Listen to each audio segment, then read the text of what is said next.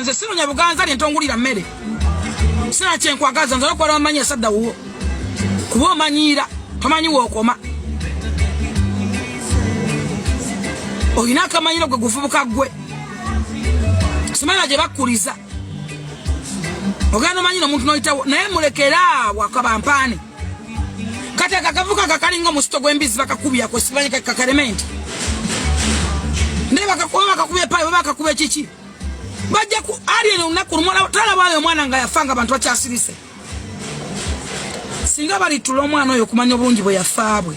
Nze nagenda ensambe manyi bingi. Nagenda ensambya. Ate bampa sister asemba yakulira nsambya yonna. Singa family livayo netandika okubanja omwana oyo. Era webaza kintu kimu ekyakusibya tobimanyi betwayogera. Fulufiga mulowooza tayabize ebyama. Sawa yonna twandimanya kiki ekyatajolamu. Fulufiga lutandiiseeko era munnange olutalo lugendera ddala luwanvu. Ate tubadde tukyali awo olutalo lwa Fulufiga nno luwanvu. Era takomye ku alien skin n'abanga atabukira n'aba NRM. Zino buno bwakayiga okwogera bwonna bwesangula buzza mu maaso bukyavuga eggaali bumanye ebikokoma bya bbeeyi nga bujja bunjirako endusu mwe buvuukamu obwa NRM mmwe oba mwagaja generalise abayite temundiirako mazzi temugeze okunja gyemberako nze kyenjogera nkimanya nina what I'm talk nina payini yange gyenjogeza nkimanyi temunjasamirako tewaba njasamirako mwe bamazimwe muvudde ne ku generalise muli mukundirako amazzi kubanza ndika amasanyalaze mulozo ajja bayita olozo omukisa gw'omuntu osobola okugutwala bafulanka baho banvuma nga banvumira bwerere ne bakyusa ebigambo bya Jerusalemu sale musale abaddamu ekigambo kimu temunvumira Fulufiga temuvuma mwana wange emirundi egi basigala banvuma bakyayingirayo nze nabayingizaayo eyo contract gye baliko gye bafunirako sente buli mwezi wa $2,800 2,800 magazi gange atasoma magazi gange agatupiti drop magazi gange omusirusiru nze nagikola abo bonna babukenya media simanyi ba jobless billionaire okwambala ku ngatta empya bonna nze nabatwala bonna bamulaba banvuma abo nga bamaze okunoonya sala ababuze bazunze ensi yonna ababuze nze nabatwala nze omusiru nze yakola contract omusajja gwe bogerako Mr. Wambogo bamutuletera kutusomesa.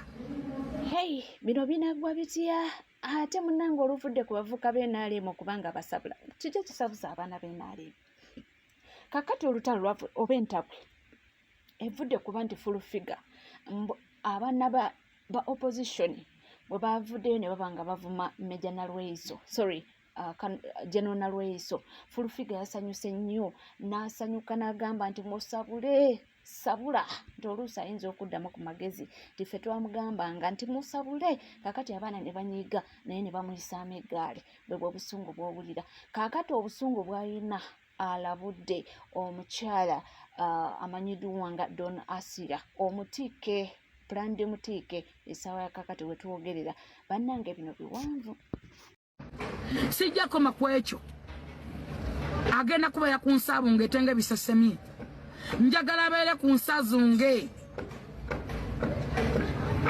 Brandi Mutiike ajja kuzunga ate takomoko agezanga nafuna oluto ajja kutegeera baba ayita mukazi alufune azaale agezanga n'alufuna nayingira leeba muve ku bantu we are tired sikuliiko tomanyi gye nvudde onvuma kuba oyagala platform onvuma kuba oyagala views ebiseera ebisinga munegereze sirumba muntu atanumbye mugendere ku baana abo bona tewali mwana gwe nali nnumbye nga si annumbye nze mbeera byange nkola binyumira nze mmaze n'erinnya emyaka nafuna ennyanga n'emyaka 11 bwe nayimbira mu kyakale kaalya yange yaggwerawo nabogabo nga bankubye obucupa kati gwe bafulamba oyogera gwosobola kwogera NRM gwe Museveni atakulaba bagandi Museveni okundeka ku pelero namala kuwandika baluwa Wewe baziwa bonna bonna n'owulira nti babadde bapromota babadde obuwumbi babadde bagundi olumba bino biwanvu obiwulidde guno muliro gwennyini simanyi oba binaggwa bitya leka beeyuze ate munnange era tubadde tukyali awo ne zireeta bakyala ba NRM ne batema omulanga ne tugamba bannange ki ekigenda mu maaso waniino abantu bagala kututta abantu batuli bubi ku byange tubeera Mr. President essanyu tewali ebigambo byange ebisinga obungi njagala kusisinkana mbikugambe maaso ku maaso tukoye olwaleero okuwandiika ebbaluwa Mr. President nedda naye nzize ne maama sookoondeeko obunyiivu bungi tukoye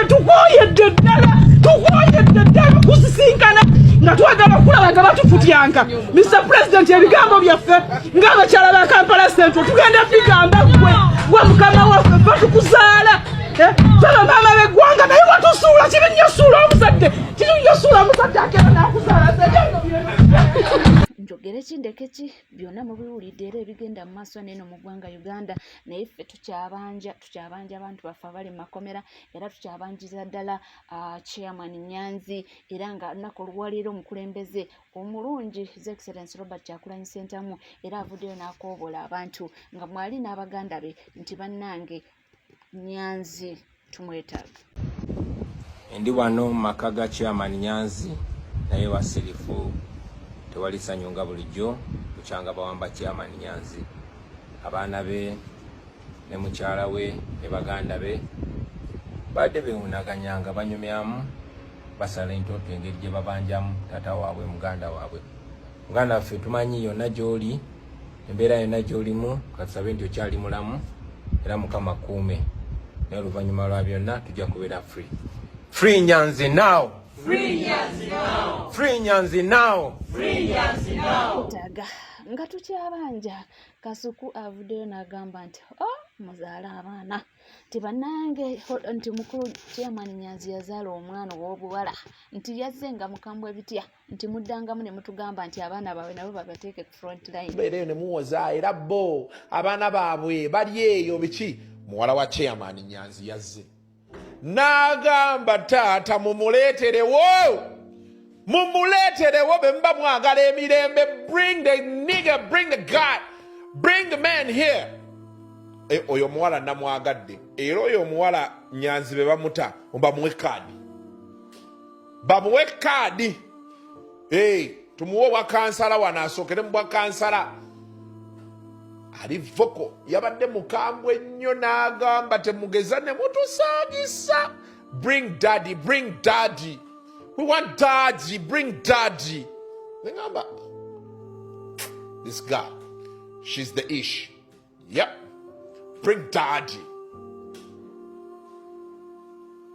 we want daddy hey singa tukyabanja abantu baffe munnange abamu ba foot soldiers bavuddeyo kubanga bawa ba foot soldiers bannaffe amagezi nti bannange tukole ebintu nga tuteeka ku magezi tukola bintu ate bigenda okubanga bisajjula embeera kino kivudde ku muganda waffe eyalikodinga akatambi ng'akubye kombati zaffe za red bulungi nnyo ate n'ayogera ebintu ebyali bibi nnyo yagamba nti simanyi aba NRM naffe tugende nga tukola ki ne bamukwata abawadde amagezi gagano nange nsubira mwenna mwalabe video gyengeno bazanyirako akatundu tambuza video tutasaba futu soja bali ewaka gitambuze wuliriza omwana ono action drone kujambia uliwe ni ali muomusanga Jacob uliwo omusanga tewakyali kuzanya kati naffe tukoye jogo tulabeje kanago buli futu soja wenna ngogenda kusituka okwata essimu oyogera ebikuluma ku mutima nga togenda kukozesa bwongo bwo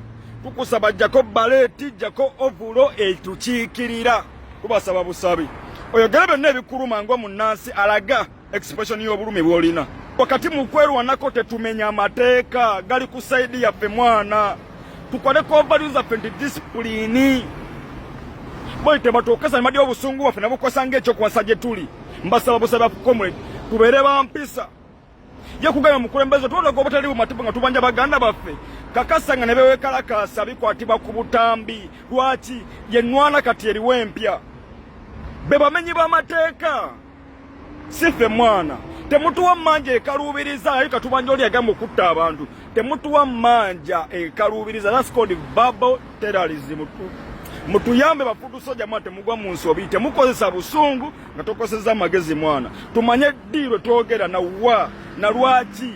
That's why some of us twogana kwambala baleti na tuleme kokera mu bifaananyi binene, tuleme kugwa mu trap bwa kisiru. Totukalubiza kubanja muntu yatubiza kutema amatu majambia, tetukabiza na kubanja muntu atawe mula bannange tubere disciplined kintu kitono nnyo.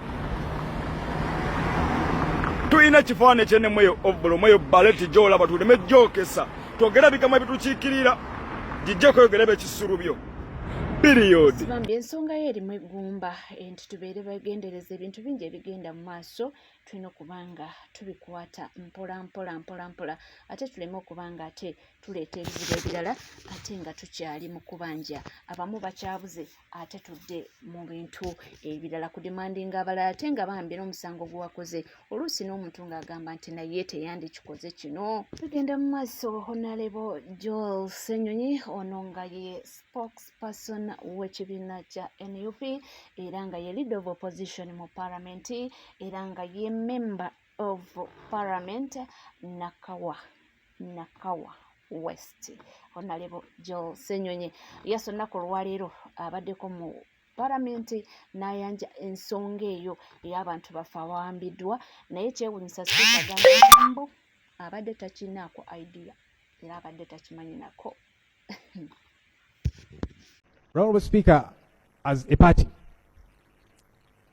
so far 7 of our members and leaders whom we know about, because we hear there's several others that have been kidnapped and we are yet to connect with the families, have been kidnapped by goons. And I'm saying goons because these are people who come in ordinary cars, as we call them, drones, in plain clothes, having guns, and they pick people from their cars or kidnap them from the road, some from their homes. So these are unidentifiable people. Can we use the word unidentified people than using the word goons? Because if they are goons, then why would the government really look on true issues of goons? Let's be polite enough for us to get a solution to this. Honorable Speaker. Because kidnap is not correct. It's not correct. So let's use a better word, a parliamentary word. Honorable Speaker, really, the reason I have used that word is because just like if people attack you in your home. Honorable Lob, let's use a parliamentary. Honorable Speaker, let me call them unidentifiable bandits because they are wielding guns. Yeah, but somebody who comes in plain clothes and they have a gun, they've not identified themselves. I'll not use the word goons, okay, but I'll use the word bandit. Because bandits are people who roam around with guns and you cannot identify them. If you find a police officer with a gun, that's different. If you find an army officer with a gun, that's different. It could be a CID operative in plain clothes and they identify themselves as such, that's different.